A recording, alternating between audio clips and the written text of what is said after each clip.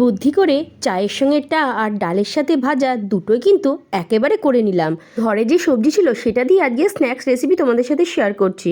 তো এখানে নিয়েছি বাঁধাকপি, ফুলকপি, আলু, গাজর, বিট আর বরবটি সব কিছু ভালোভাবে কুচি কুচি করে কেটে নিয়েছি, ধুয়েও নিয়েছি। এরপর দিয়ে দেব পরিমাণ মতো নুন, হলুদ গুঁড়ো, জিরে গুঁড়ো, হাফ চামচ কালো জিরে, ধনে গুঁড়ো আর পরিমাণ মতো কাঁচা লঙ্কা কুচি, দিয়ে দেব পরিমাণ মতো বেসন।